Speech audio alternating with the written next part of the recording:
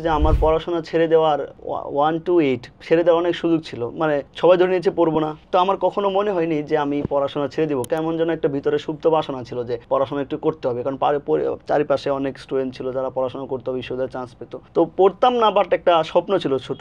But পড়াশোনার পরিবেশ হয়নি বা আমি পড়িনি। ক্লাস 9 এ উঠে যখন কয়েকদিন গেলাম স্কুলে, তখন আমার আসলে অ্যাকচুয়ালি একটা বান্ধবীকে পছন্দ হয়। তো যেহেতু আমি স্টুডেন্টও খারাপ, আবার পড়াশোনা করিও নি, পছন্দ বলতে এখন বয়ঃসন্ধিকালে বা এই বয়সে সবারই মানুষকে মানুষকে পছন্দ হয়। তো আমার একজন পছন্দ হয়েছে।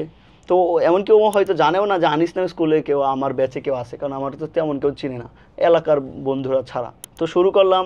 তো ওকে একটু একটু পছন্দ হলো। তখন ভাবলাম যে পড়াশোনাটা এখন, যেহেতু আমার একটা পড়াশোনার ইচ্ছা ছিল, আর তখন একটু বড় হয়েছে, আর আমার তখন একটু মেন্টাল চেঞ্জ আসছে, মানসিক, যে এখন একটু পড়তে হবে, একটু পড়ে এসএসসিটা ভালো করতে হবে, তাহলেই তো বিশ্ববিদ্যালয়ে চান্স পাবো। তার উপর আবার ওই মেয়েটিকে আমার পছন্দ হয়েছে, তো পড়তে পারলে হয়তো ওর কাছাকাছি যাওয়া যাবে, বা ওর পরবর্তীতে কী তো জানি না, তো স্বাভাবিকভাবে সবাই এভাবে চিন্তা করে। তো শুরু করলাম পড়াশোনা। তখন আস্তে আস্তে যখন আমি পড়াশোনায় ঢুকে গেলাম, তখন অ্যাকচুয়ালি পড়াশোনাটাকে পছন্দ করতে শুরু করলাম, আর পাশাপাশি তো ওকে পছন্দ হতোই। এই হচ্ছে শুরু।